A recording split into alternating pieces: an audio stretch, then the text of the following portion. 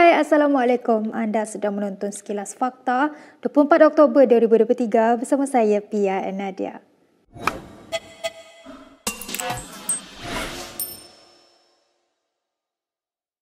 Ahli Parlimen Tasik Gelugor memaklumkan akan dikenakan pertuduhan di bawah Akta Pencegahan Pengubahan Wang Haram dan Pencegahan Pembiayaan Keganasan 2001. Menurut Wan Saiful Wan Jan, dia diminta hadir ke Kompleks Mahkamah Kuala Lumpur pada pukul 8.30 pagi esok. Dalam satu kenyataan hari ini, Wan Saiful berkata dia akan mempertahankan diri dan yakin mahkamah adalah tempat terbaik untuk mendapatkan keadilan. Bekas Ketua Penerangan Bersatu itu ketika ini berdepan dua pertuduhan rasuah yang dikaitkan dengan program Jana Wibawa. Jana Wibawa merupakan program perangsang untuk kontraktor Bumiputra susulan pandemik COVID-19. Pentadbiran Muhyiddin Yassin sebelum ini memperkenalkannya pada November 2020.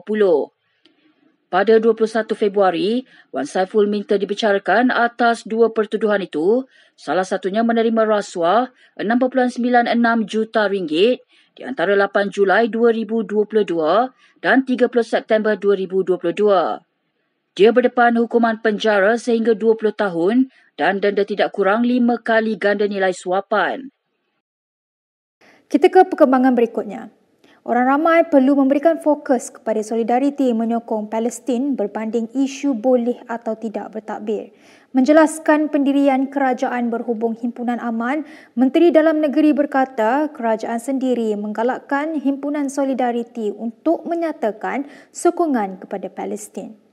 Jadi soal dibenarkan, tidak dibenarkan, takbir dan sebagainya, saya tak fikir itu isu utamanya. Ya, saya Muslim, takbir artinya melaungkan tentang kebesaran Allah Ta'ala. Tak ada khilaf di antara kita. Hal ini adalah bagaimana penganjur itu. Okay? Mengikut budi bicara mereka dan kefahaman mereka. Itu aja. Macam boleh anjurkan 10-20 ribu besok, takbirlah. Ya, kalau saya ada masa, saya ikut serta, saya akan takbir sekuat-kuatnya. Itu saya ingat konteks. Terima kasih. Saifuddin menjawab soalan tambahan Ahli Parlimen Machang, Wan Ahmad Faizal Wan Ahmad Kamal yang bertanyakan jika polis ada menetapkan sebarang garis panduan melarang peserta himpunan untuk bertakbir. Terdahulu kerajaan dikritik apabila Himpunan Aman anjuran beberapa NGO di Kuala Lumpur pada 22 Oktober lalu mengundang kontroversi, antara lain peserta dikatakan dilarang bertakbir. Jadi adakah ini satu panduan baru dari PDRM untuk protes Palestin yang Menteri Komunikasi pun hadir? Atau bagaimana? Adakah kita tidak boleh pada malam ini berhimpun dengan Yang Amat Berhormat Perdana Menteri untuk melakukan takbir dan juga untuk mengecam Benjamin Netanyahu sebagai penjenayah perang? Sementara itu, Presiden Viva Palestina Malaysia, Dr. Musa Muhammad Nordin dalam satu kenyataannya semalam memohon maaf berikutan rungutan yang dibuat peserta himpunan tersebut. Sementara itu, seramai 20,000 peserta dijangka akan menghadiri Himpunan Malaysia bersama Palestin malam ini. Perhimpunan yang akan berlangsung di Stadium Axiata Arena Bukit Jalil itu turut akan disertai Perdana Menteri Anwar Ibrahim. Perhimpunan tersebut yang dikelola oleh Angkatan Belia Islam Malaysia (ABIM) dan Global Peace Malaysia (GPM) selaku penganjur utama dijangka bermula pada 7.30 hingga 10.30 malam. Turut terlibat adalah lebih 40 NGO seperti Malaysian Humanitarian Aid and Relief (MAHAR) dan Majlis Perundingan Pertubuhan Islam Malaysia (MAPIM).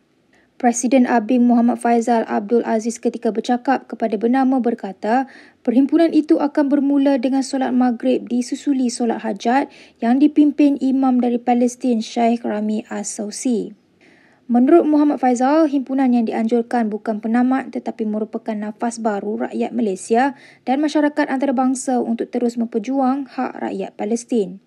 Sementara itu, Presiden MAHAR Jismi Johari menegaskan program malam ini untuk mendidik orang ramai mengenai sejarah dan perkembangan konflik yang melanda negara Timur Tengah itu. Semalam Anwar menerusi hantaran di Facebooknya turut mengajak seluruh rakyat Malaysia untuk menyertai himpunan tersebut sebagai tanda solidariti negara bersama rakyat Palestin. Berita seterusnya. PAS meminta bekas syarikat pencetak akhbar Harakah untuk menunggu keputusan mahkamah berhubung isu tunggakan hutang. Perkara itu disuarakan Timbalan Presiden PAS Tuan Ibrahim Tuan Man dalam respon ringkasnya kepada Malaysia Kini. Menurut Tuan Ibrahim, syarikat percetakan sepatutnya menunggu keputusan mahkamah kerana isu tersebut telah menjadi kes mahkamah. Sebelum ini, Malaysia Kini melaporkan rungutan pengurus NEJ Press Resources M. Sdn Bhd, Hussein Chan, yang menyatakan rasa geram melihat PAS dan pimpinannya yang didakwa bermewah-mewah namun gagal mengambil tanggungjawab untuk membayar hutang Harakah. Untuk rekod, hutang Harakah membabitkan dua syarikat iaitu Angkatan Edaran Enterprise Sdn Bhd, Angkatan Edaran dan NEJ Press Resources M. Sdn Bhd. Angkatan Edaran bagaimanapun diisytihar muflis dan pihak pengurusan sama menubuhkan NEJ Press Resources sebagai pengganti dan terus mencetak Harakah pada ketika itu. Hutang Harakah dengan Angkatan Edaran yang telah muflis lebih banyak hingga mencecah nilai jutaan ringgit berbanding hutang dengan NEJ Press Resources hanya lebih RM600,000. Hussein mendakwa PAS dan Harakah enggan membayar hutangnya dengan Angkatan Edaran atas alasan syarikat itu telah pun gulung tikar. Pihak polis tidak menerima sebarang laporan berhubung dakwaan Ahli Parlimen Kuala Kangsar diugut menyokong Perdana Menteri.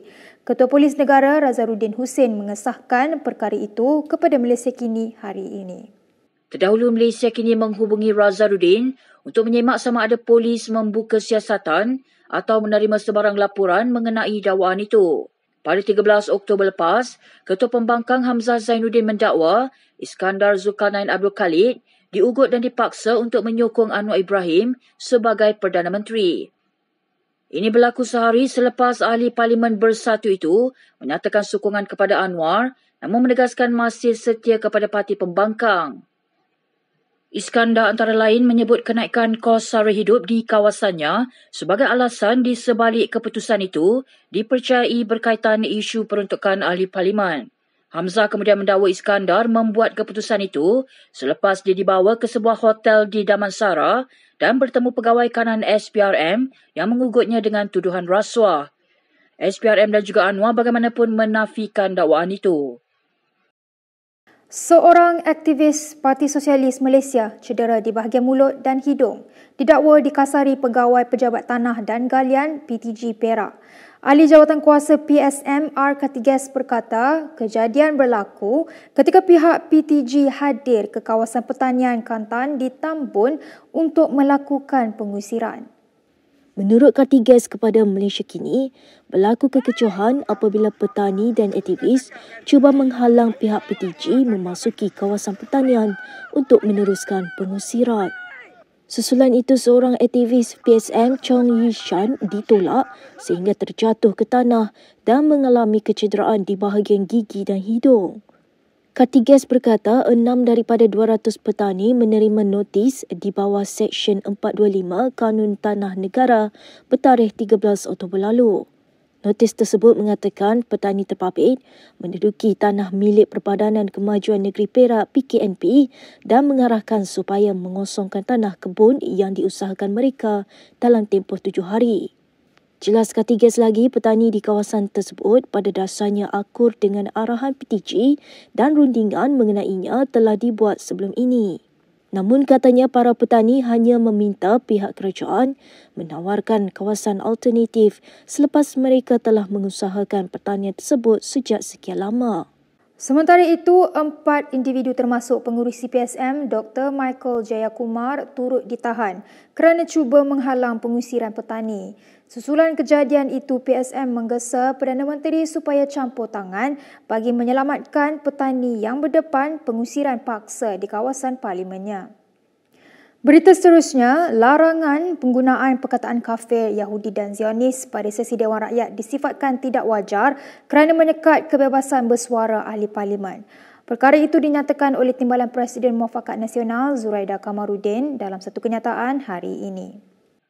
Zuraida berkata adalah dangkal untuk Parlimen menghadkan penggunaan sebarang perkataan yang sekiranya diutarakan di luar Dewan juga tidak menjadi kesalahan. Bekas Ahli Parlimen Ampang itu berkata demikian bagi mengulas kenyataan Speaker Dewan Rakyat, Johari Abdul semalam, yang mahu ahli parlimen tidak lagi menggunakan kata-kata menghina. Kata-kata tersebut termasuk kafir, Yahudi dan Zionis berikutan beberapa kekecohan yang tercetus di Dewan Rakyat minggu lalu. Menurut Johari, perkataan seumpama itu adalah salah dan bertentangan dengan Peraturan Tetap 36/10/C kerana berkemungkinan menimbulkan perasaan sakit hati atau bermusuhan di antara kaum.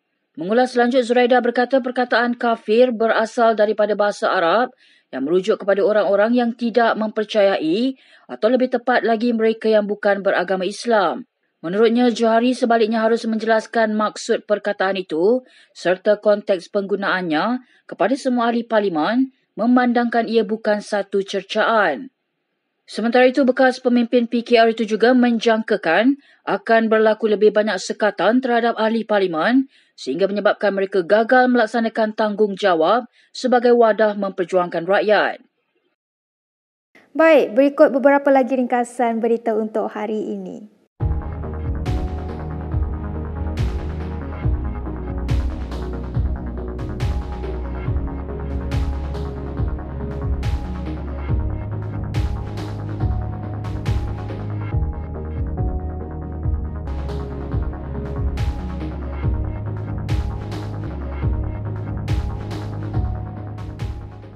Sekian sahaja daripada saya, Pia Enadia, untuk Sekilas Fakta. Untuk lebih banyak berita, anda boleh melayari kinitv.com.